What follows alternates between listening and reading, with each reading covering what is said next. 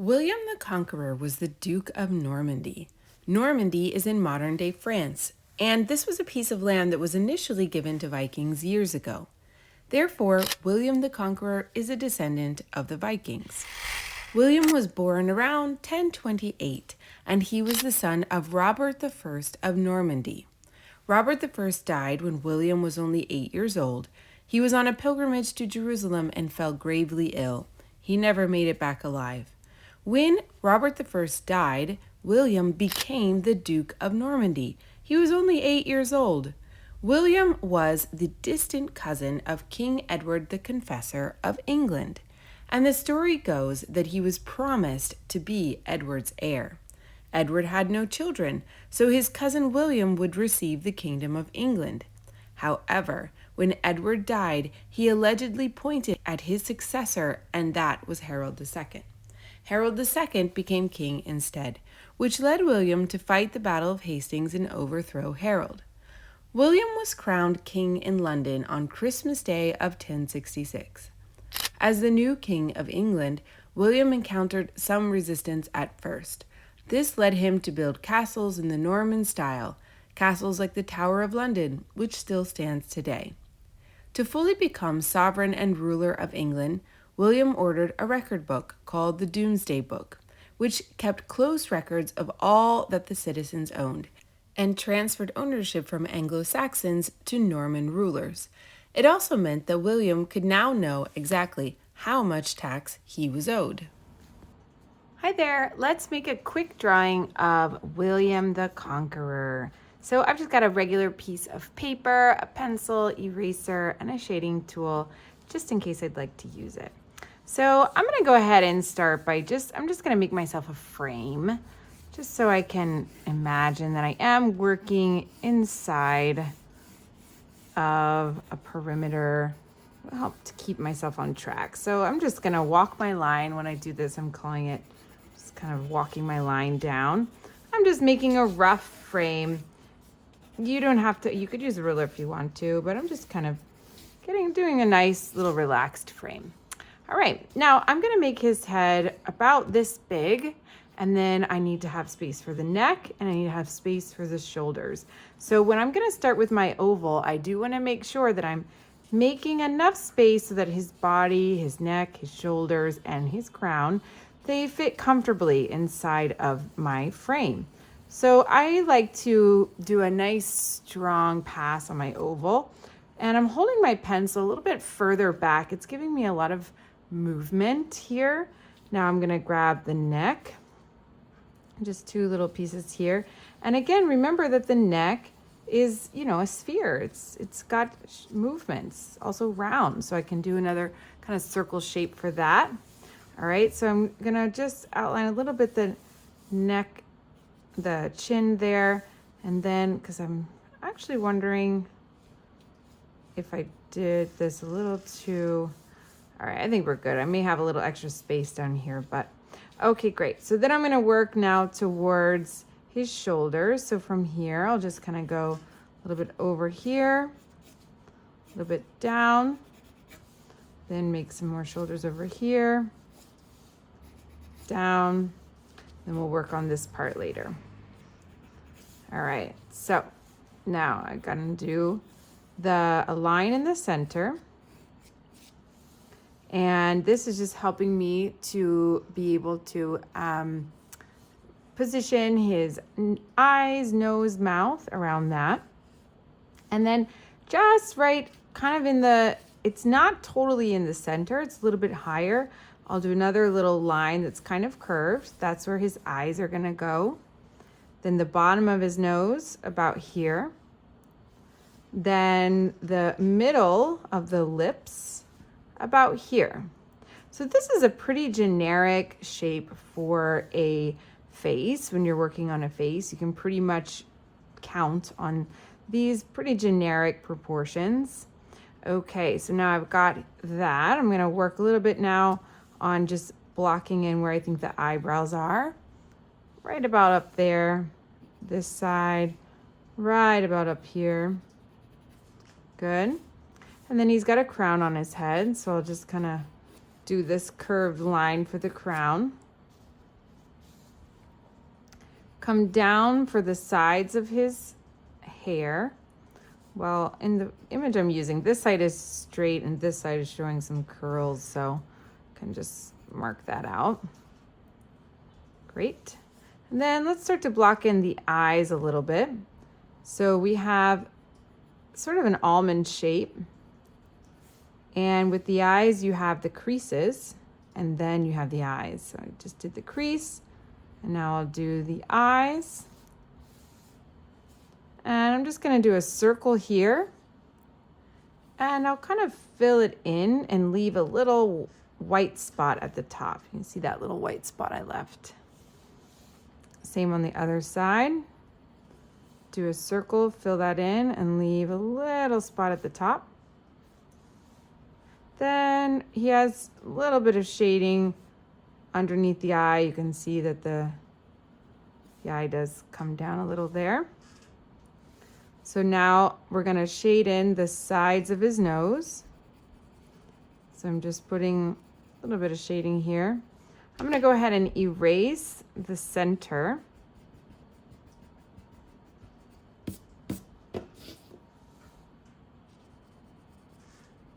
All right, and then let's get to the side of the nostrils. About here and here. And we have a little bit of shading on this side as well. So again, I'm using the side of my brush, of my pencil, and I'm holding the pencil in the way back, so I do have a nice range of movement. I'll put a little bit of shading on his cheeks up here. And then a little bit on this side as well. I've already got some marks there from my oval.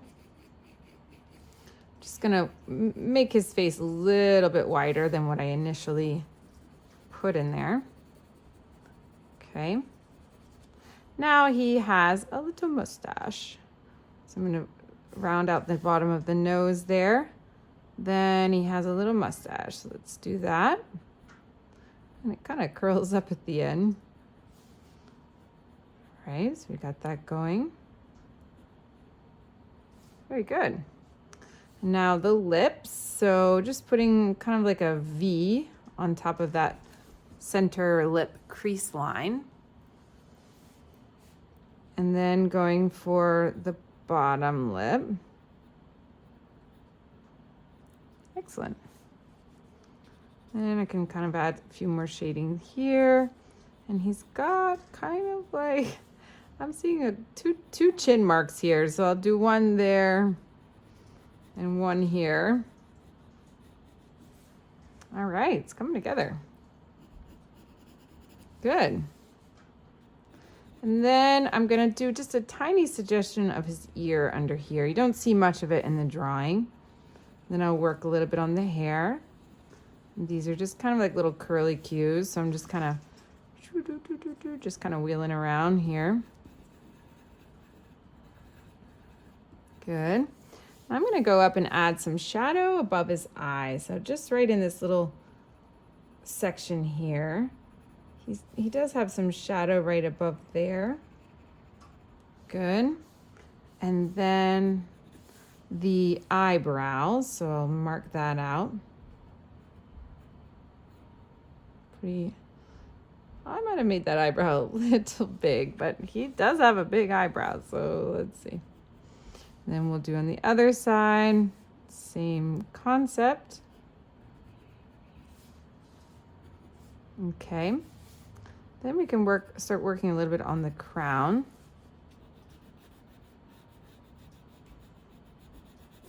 And we've got some hair over here. So again, with some curlies. And the ear right there. Great. Okay, so if I'm moving fast, always pause when you need to.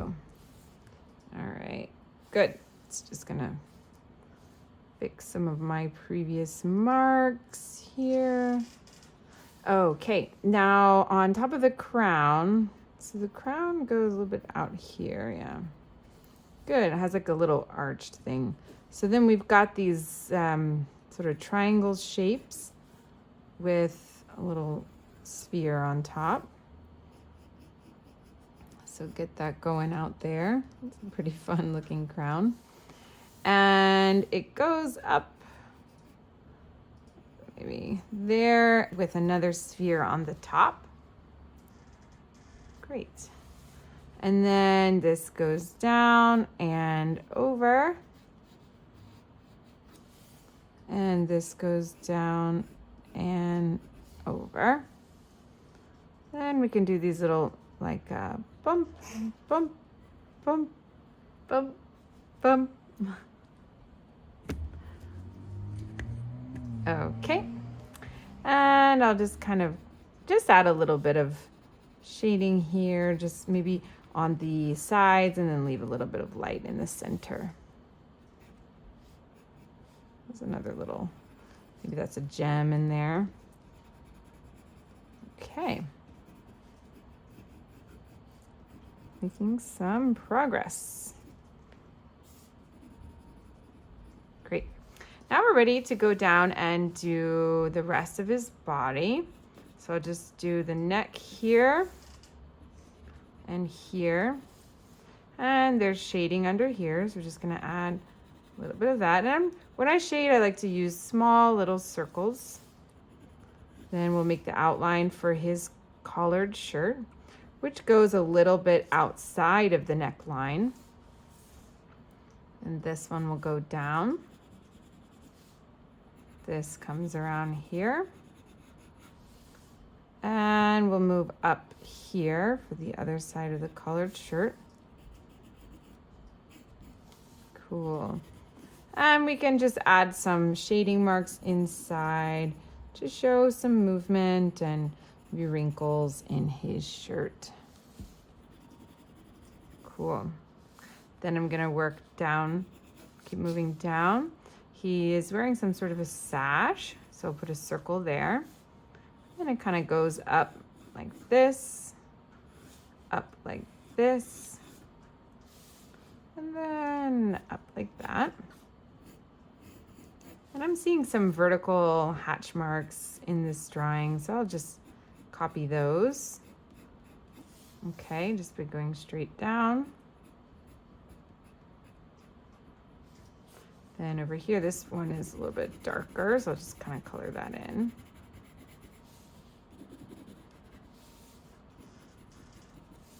And he is holding a sword, so just make I might need to turn my paper for this. I'm just gonna make a nice, just my best effort at a straight line. It's a bit diagonal. Okay, turn that over. And it's got a point at the end. It's comes up a bit taller than his crown. So I'll get that point up there. Good, and I don't see the handle of the sword in this drawing, so I'll just kind of let it fall off and just kind of make a suggestion of some type of handle down there. Okay, I'm gonna finish off this sash in the middle here. Good, this is looking great.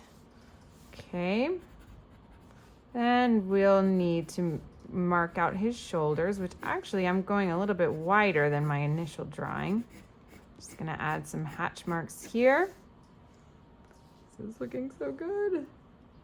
And then some curved lines for his sleeve. And he has these little, like, the same kind of idea that we put over the crown. Then you can make some darker motions here for the wrinkles in the shirt sleeve.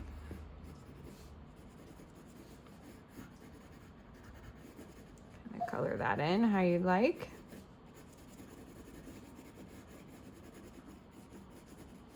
Okay. Let's keep going. Just gonna add some more color there, yeah. Then leave a little bit of a space here for a highlight. There is a line down the center of the sword, so I tried to make that line a little more pronounced there. Well, that looks pretty good. Let's Try to get a little bit of a crisper line there. Good, and I guess since the sword is resting on his shoulder, you can make that have a little bit of a darker mark. Now on this side, it looks like he does have some type of a sash, a big sash going over his shirt. So that may pop out a little bit above his shoulder. And I'm just making sort of suggestions of the folds in the fabric. And then of course we have the sleeve on the other side. So then as I made my curve this way, then I'll make my curve over here go the opposite way. Okay, good. Now here I'm just going to add these vertical hatch marks.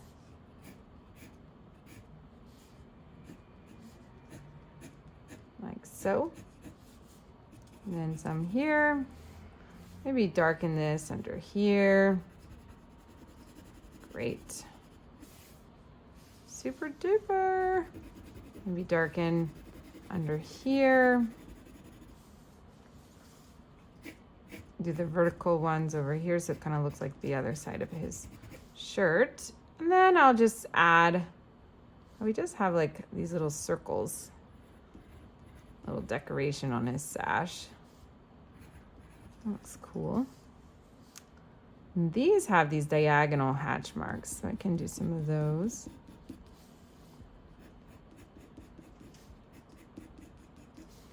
Nice. And I'll just color that in. Great, and if you have a shading tool you'd like to explore with that, you can always just rub in where you'd like the shade to be a little bit darker. Now keep in mind, if you're using a shading tool that you've been using for some time, it will have a lot of graphite on it. So be careful that you don't get too dark. Good. Let me just kind of put it lightly where you'd like to even up some shadows there. Up here. Cool. Could even work on your frame. Oh, that looks nice. Yeah. Nice. And we can always give this a little bit of a title, which I love to do. And also I made a mess of this with the graphite on my hands, so you can erase if you want to clean up your paper.